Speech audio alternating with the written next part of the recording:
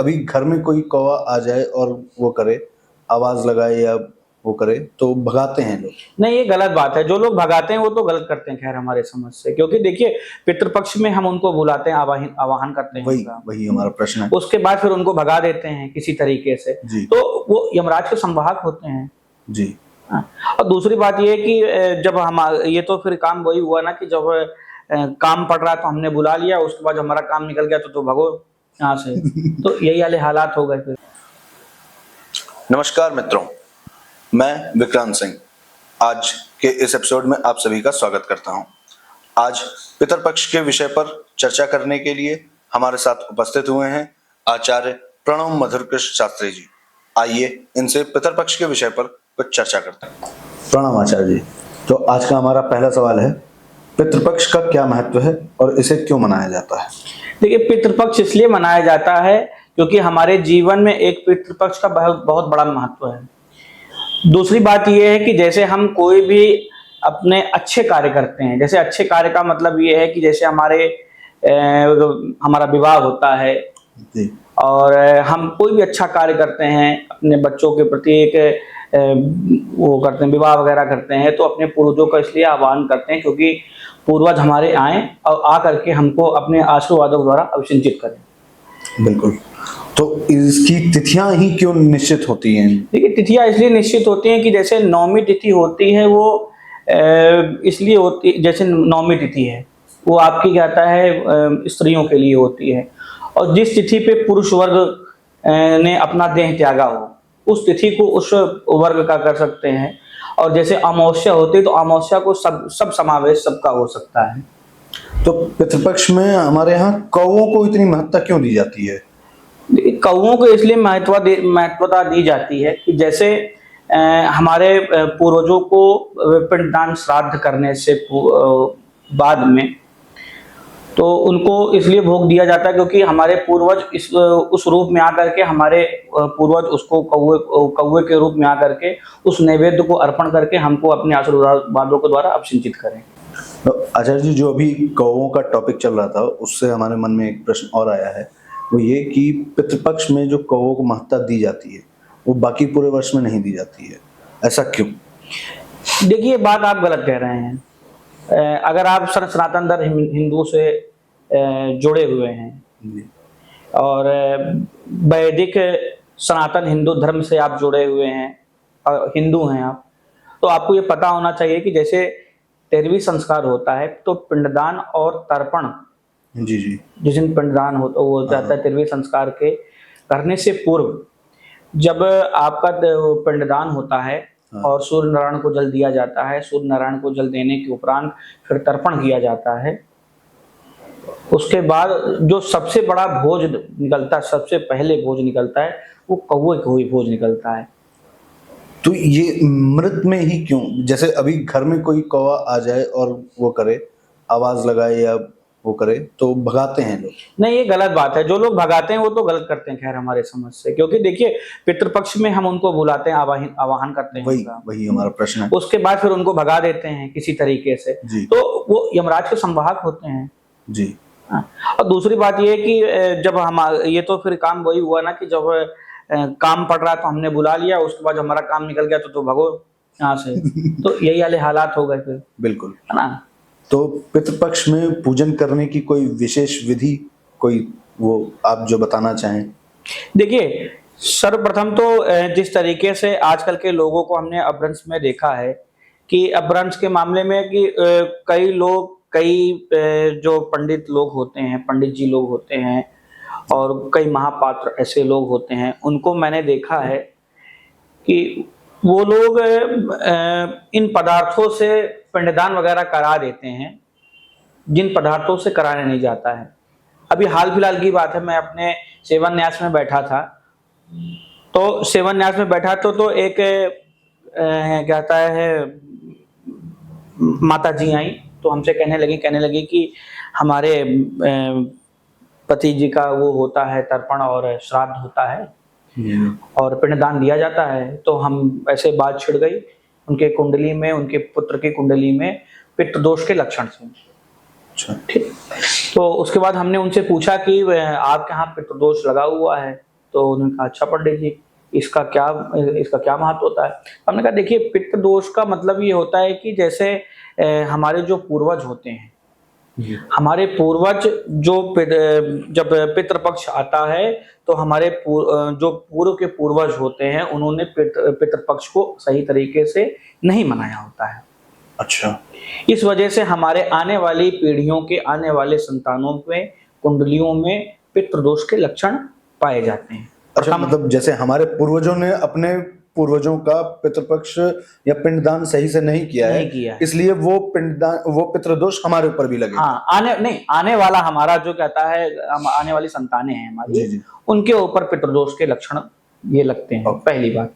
दूसरी बात यह है कि हमने उनसे पूछा कि जब पिंडा पारा जाता है, जी, पिंडा पारा मतलब? पिंडा मतलब कि वो जो गोल गोल सा पिंडा नहीं पारा जाता है, ओके, जो पिंड बनाया जाता है। जो, हाँ।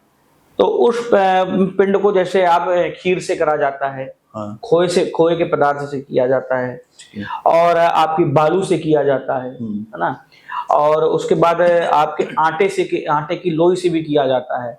तो कोई पंडा और कोई आचार्य लोग होते हैं। मैं आपके चैनल के माध्यम से ये मैं बताना चाहता हूँ कि पहले क्या आता है, वैदिक और पुराणों का ज्ञान ले लें, उसके बाद बिल्कुल आगे इस परंपरा को निभाएं। उनसे मैंने पूछा कि आप क्या, वो ऐसे बातचीत चलने लगी तो हमसे कहने लगी कि हमारे यहाँ जो पिंड बनते हैं वो काली उड़द के दाल के पीस करके बनते हैं, और जो कि ये सही नहीं है। अगर आपको पिंडदान बनवाना है, हाँ। अब कायदे से अगर आपको पिंडदान और पितृपक्ष को मनाना है, बिल्कुल, तो आपको खीर के द्वारा, बालू के द्वारा, खोए के द्वारा और उसके बाद आटे की लोई के द्वारा बनवा करके, सभी लोई द्वारा बनवा करके, जितने भी आपको निमित्त आपके पूर्वज जिनका पिंड निकलता हो, उनके निमित्त निकाल करके सबका पूजन कर दें। अच्छा। इसके व्रतान के द्वारा करें, और ना कि उड़द की दाल के द्वारा करें, ना मूंग के दाल के द्वारा पिसवा करके फिर उसकी कहता है अंडाकार बनवा करके इन्हीं करें। चीजों को ये मान्यता क्यों है? मतलब बालू, खीर, इन्हीं को इतना वो क्यों, किसी और से क्यों नहीं? भाई देखिए, सबसे पहली बात तो ये है कि बालू जैसे वो धरती माता के गर्भ से उत्पन्न होती है। ठीक है। द्वितीय बात ये है कि जैसे आपकी खीर हुई जी, तो खीर जो होती है वो पूर्वजों को अर्पण की जाती है। जैसे आपको हम आपके चैनल के माध्यम से ये भी बताना चाहते हैं कि शिव जी को भी बहुत खीर वो है, प्रिय है।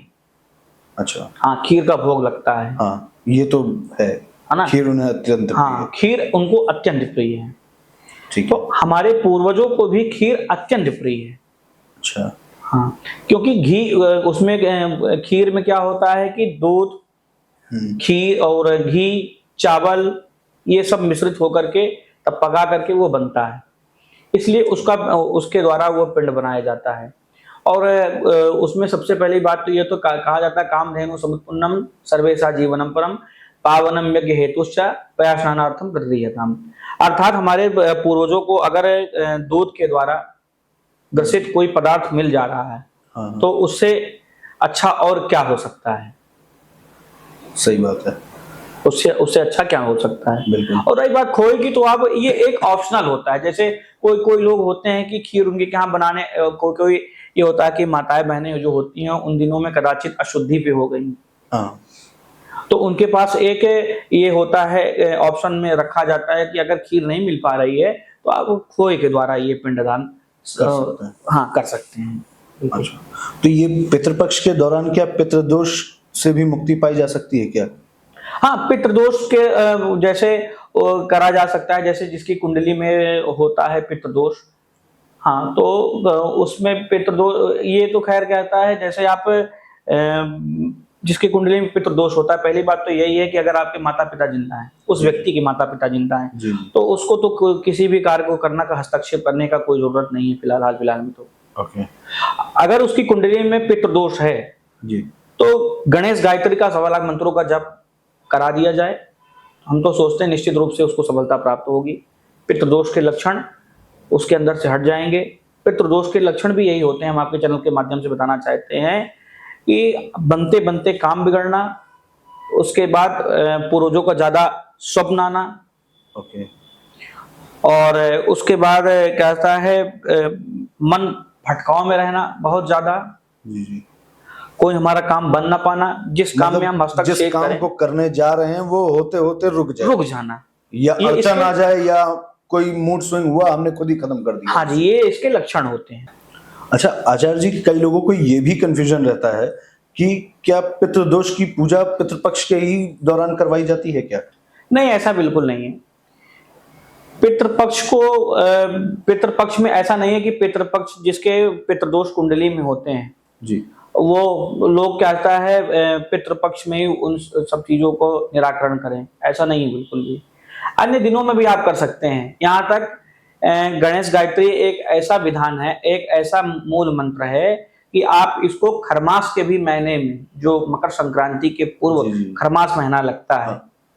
आप उसमें भी करा सकते हैं। तो इतनी ताकतवर चीज होती है, प्रथम। और द्वितीय होता है कि आप भागवत जी का मूल पाठ भी करा सकते हैं। भागवत जी का? जी हाँ, भागवत जी का मूल पाठ भी आप करा सकते हैं। तो इसके ये लिए गणेश गायत्री मंत्र में क्या है मतलब? गणेश गायत्री का मतलब ये होता है कि जैसे गणेश एक देव गायत्री होती है ये। जी कहा गया कि एक दंताय विद्महे वक्रतुंडाय धीमहि तन्नो बुद्धि प्रचोदयात्। इस मंत्र का 1.25 मंत्रों का जप होता है, और अन्य दिनों में भी आप करा सकते हैं, कभी भी आप करा सकते हैं। ये गणेश गायत्री मंत्र किनके द्वारा रचित है?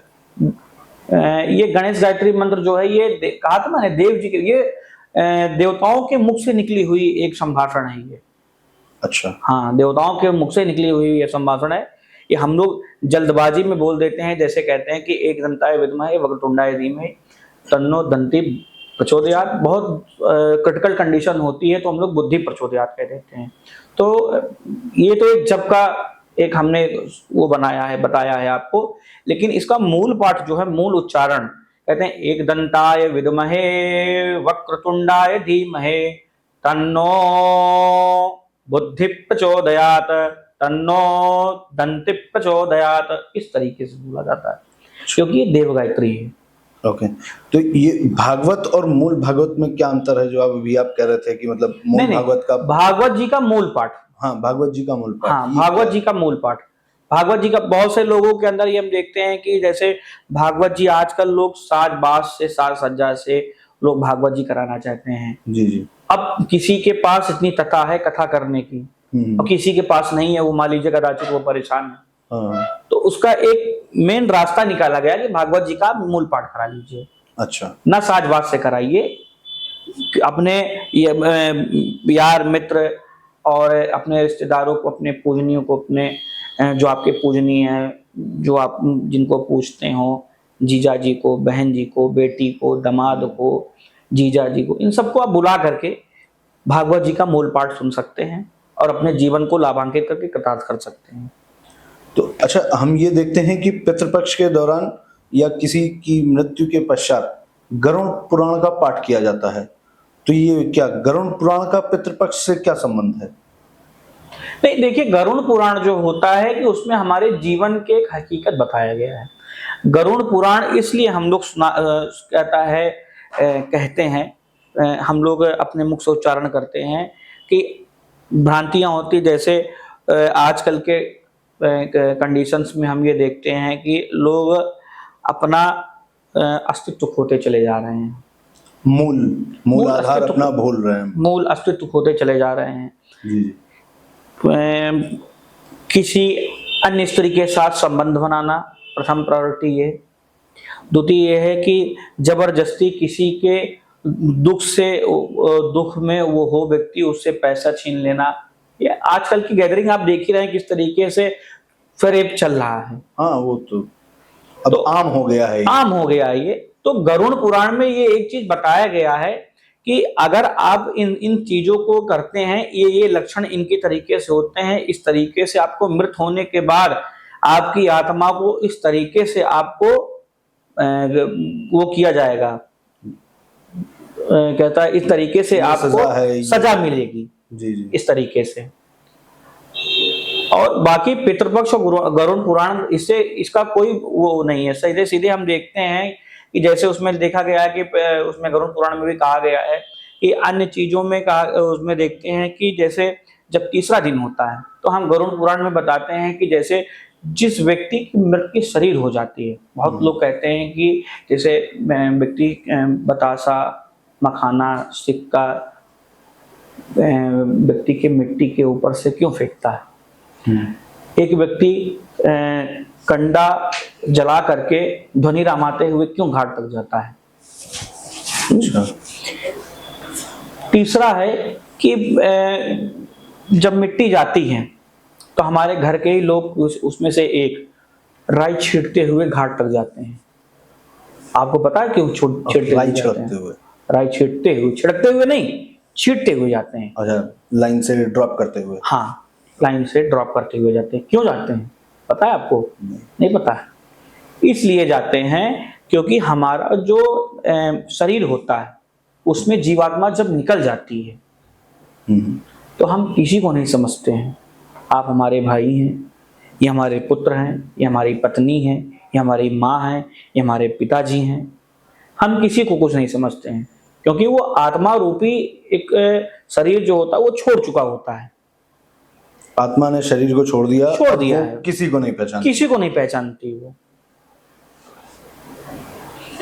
और उसको अपने घर से घर तक आते आते समय लग जाए, क्योंकि वो घाट से जब आत्मा जीवात्मा चलती है तो उसको वही राई, वही बतासे, वही सिक्के बिनते बिनते बिनते बिनते बिनते बिनते उसको घर आना पड़ता है। वो देखता है कि मेरा तैरी हो गया है और कहता है पिंडों में हमको मिला दिया गया है, तर्पण हो गया है, अब हमारा काम यहाँ से समाप्त हो गया है।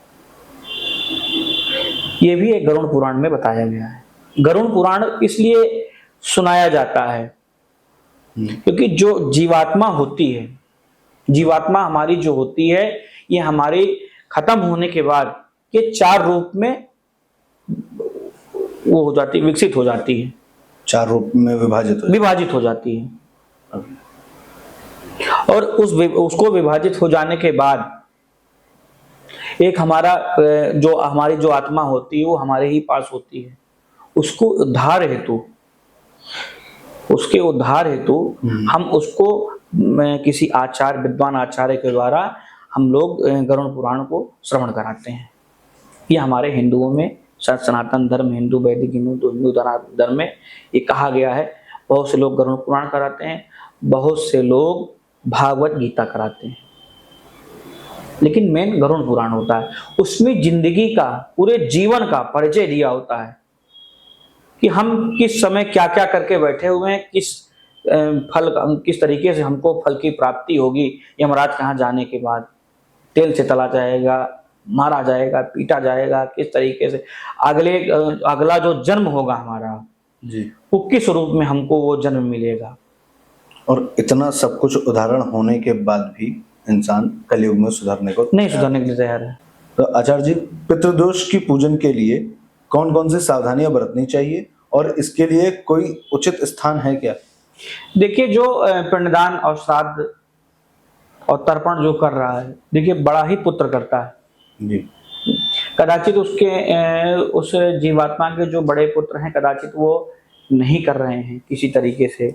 आजकल के लोगों के अंदर बहुत सी भ्रांतियां रहती हैं, अरे हम क्यों करें, छोटा कर लेगा, हमारे ऊपर बोझा पड़ जाएगा, हमको ये करना है, हमको वो करना है जी। तो लोगों के अंदर बहुत सी भ्रांतियां रहती हैं। तो अगर जो कोई भी वो कर रहा है, चाहे बड़ा लड़का कर रहा है, चाहे छोटा लड़का कर रहा है, वैसे हमारे समझ से जब बड़ा लड़का आपका जीवित है वर्तमान पे, तो बड़े लड़के को ही अधिकार है इन सब चीजों को करने से। नहीं तो अगर आपका बड़ा लड़का जब है तो जब छोटा लड़का करेगा तो दोनों के आगे, दोनों के उसमें कुंडली में और दोनों के जीवन में पितृदोष बहुत चरम सीमा पे आ जाएगा, पहली बात। दूसरी बात यह है कि जो लोग आपने अभी प्रश्न किया कि पितृपक्ष में किन तरीके से करना चाहिए, पिंडदान कैसे करना, नहीं, शुद्धता रखनी चाहिए किन किन चीजों की। तो हमारे कहने का तात्पर्य यह है कि जैसे शुद्धता का तात्पर्य यह है कि जैसे यज्ञोपवीत पहनते हैं तो यज्ञोपवीत खंडित ना हो, यज्ञोपवीत शुद्ध ना हो, है ना। अशुद्ध कैसे होता है? अशुद्ध का मतलब ये होता है कि जैसे हम लोग पत्नी गमन करते हैं। देखिए, ये बहुत बुरी बात मैं बता रहा हूँ जी, हाँ, लेकिन एक नियम और कानून आपने पूछे हैं, जी जी। तो उसका मैं एक वृतांत बता रहा हूँ। पत्नी गमन नहीं करना चाहिए, मूत्र त्यागते हुए कभी भी बोलना नहीं चाहिए, कभी भी नहीं बोलना चाहिए। और उसके बाद मूत्र जब त्याग ले, उसके बाद उसी हाथ मूत्र त्यागने के बाद यज्ञोपवीत को हाथ से नहीं छूना चाहिए।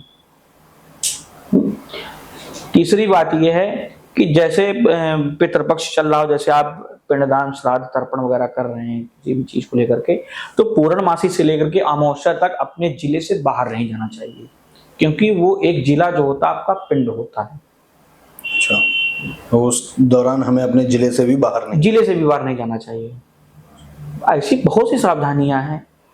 अपने पूर्वजों को अपने खाने से पहले, मैं तो कहता हूँ रोज खाने से पहले जी। एक देवताओं को भोग लगाइए और दूसरा अपने पूर्वजों को भोग लगाइए, उनके निमित्त लगाइए।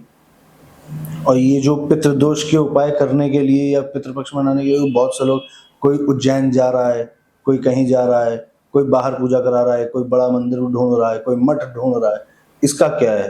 देखिए, उज्जैन जाने का कोई मेन मोटिवेशन नहीं है। उज्जैन लोग इसलिए जाते हैं क्योंकि जिनकी कुंडली में मंगल दोष होता है, वो लोग वहां जाते हैं मंगल दोष से छुटकारा पाने के लिए। मैं आपकी कुंडली मैं आपके क्षमा चाहता हूँ, मैं आपके चैनल के माध्यम से ये भी बताना चाहता हूँ कि काल सर्प दोष और मंगल दोष जो होता है जी। उनसे हम कभी भी जीवन में छुटकारा नहीं पा सकते हैं। जैसे रिचार्ज होता है, हम 299 रुपए का 28 दिन का रिचार्ज करते हैं, जी जी। वैसे ही हमारा रिचार्ज हो जाता है जाकर के वहां पर। अच्छा। मंगल दोष, पित्त दोष, काल सर्प दोष, इन सब चीजों का हमारा रिचार्ज हो जाता है।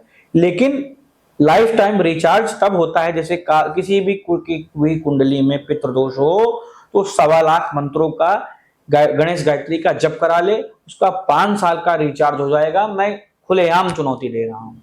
बनते हुए जो काम उसके बिगड़ रहे हैं जी, उसके सब अपने आप रास्ते बनने लगेंगे, एक अलग मार्ग पे वो चलने लगेगा। अब रही काल सर्प दोष की बात, तो काल सर्प दोष का भी वहां नासिक में लोग जाते हैं, मैंने सुना है। जी जी जी। त्र्यंबकेश्वर में जाते हैं जी। मैंने सुना है।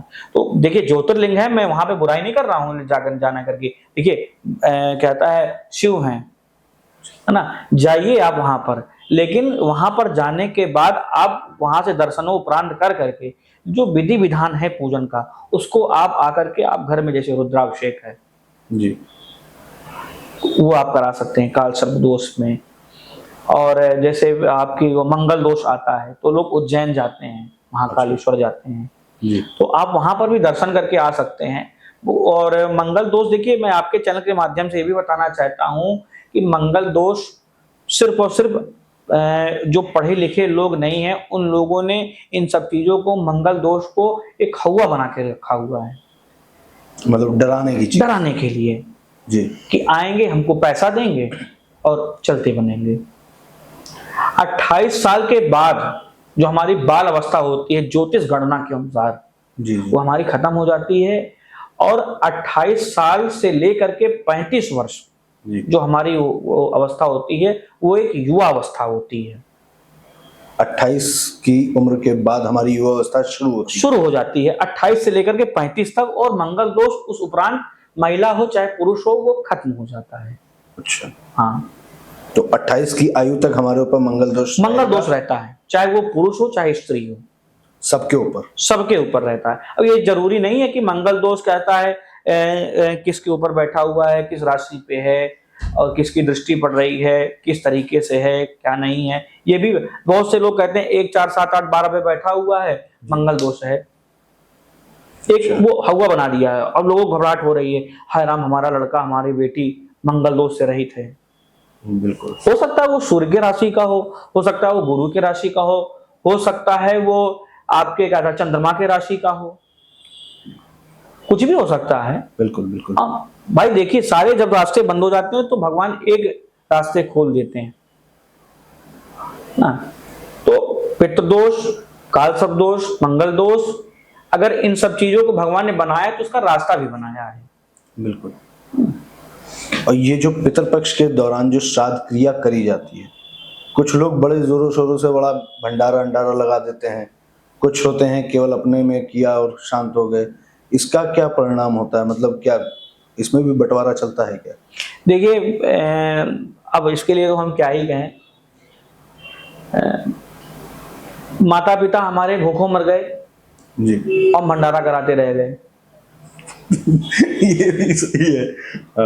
जी। माता पिता हमारे भूखों मर गए और भंडारा कराते रह गए। हमारे घर में हमारे माता पिता वहां भूखे मर रहे हैं और हम भंडारा खिला रहे हैं दूसरों को, शो ऑफ दिखाने के लिए कि हमारे पास इतना पैसा है। बस 4 लोग देख लें, 4 लोगों में वाहवाही हो जाए, बाकी हमें मतलब नहीं। देखिए, जो साइलेंटली होता है जी। वो एकदम मजबूत होता है, मजबूती होती है उसके अंदर। जी। जो दिखा करके वो करता है उसका सर्वनाश निश्चित रूप से है, आज नहीं कल निश्चित रूप से उसका सर्वनाश है। क्योंकि उसके अंदर एक अहंकार होता है कि मेरे किए गए कर्म के द्वारा, अगर मैं कहता है, जैसे अभी हाल फिलहाल में मेरे यहाँ जन्मोत्सव था। जी। जी। हनुमान जी महाराज का जन्मोत्सव मनाते हैं, तो आपके चैनल के माध्यम से मैं बताना चाहता हूं कि कम से कम प्रातः 10 बजे से लेकर के रात्रि के 11 बजे तक वो भंडारा हमारे यहाँ हनुमान जी महाराज का चला।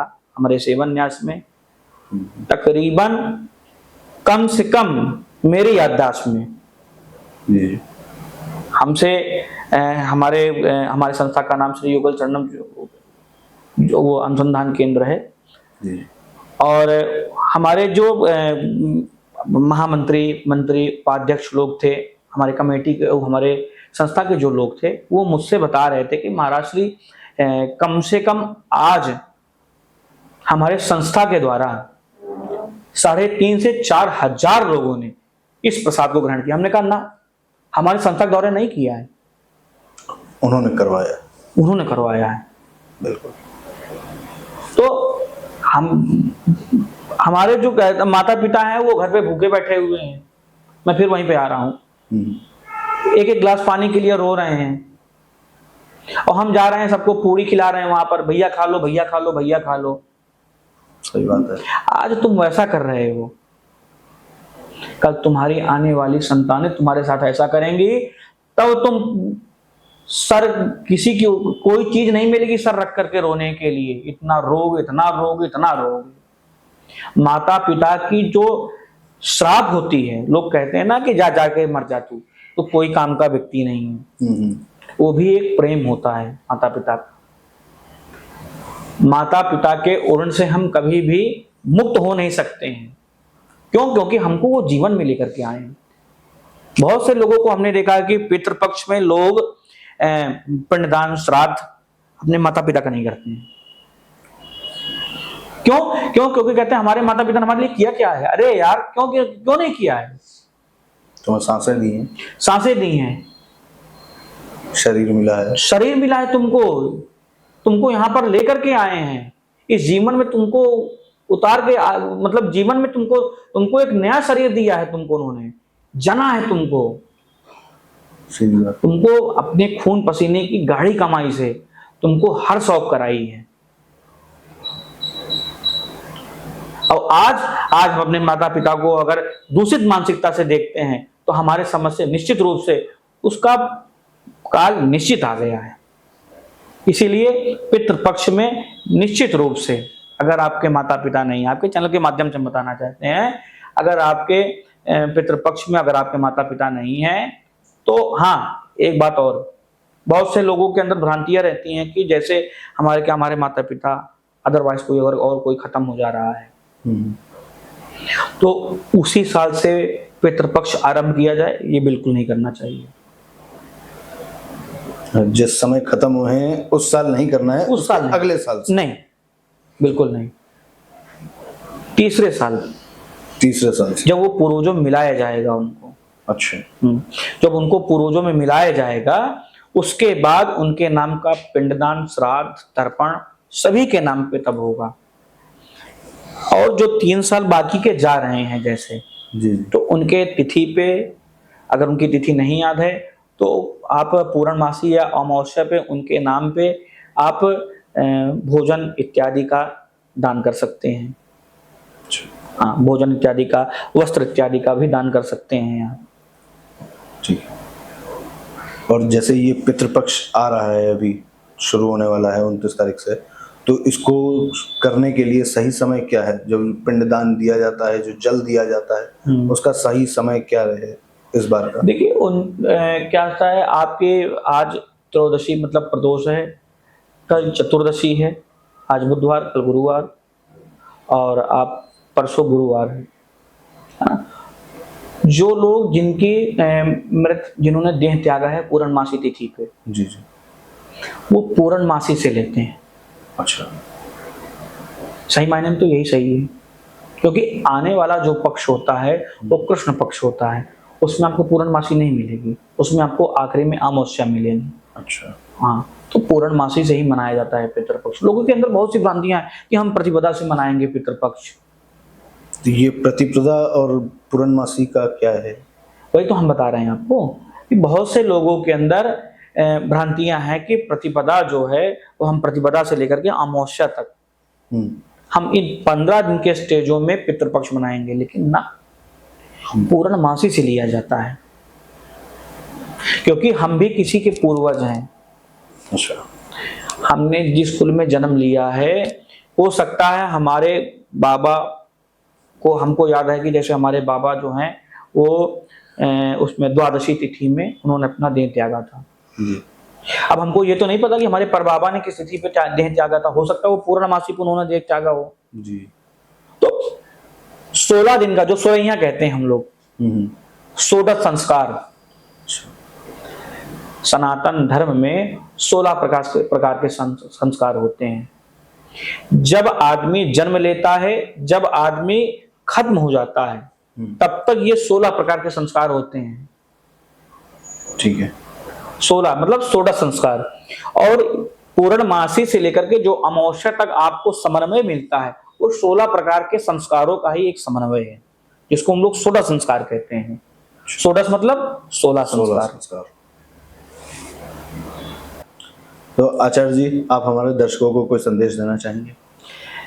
आपके चैनल के माध्यम से मैं यही संदेश देना चाहता हूं कि जितने भी सनातन धर्म हिंदू के धर्म के लोग हैं, वो गौ माता की सेवा करें, तथा सबसे बड़ा संकीर्तन हरि संकीर्तन है, श्री कृष्ण श्री कृष्ण श्री कृष्ण, इस नाम का संकीर्तन करें तथा अपने जीवन को लाभान्वित करें। जय जय श्री राधे, जय जय श्री सीताराम। बहुत अच्छा लगा आपके आने पर, और बहुत कुछ हमें आपसे सीखने को मिला। आपका बहुत बहुत आभार।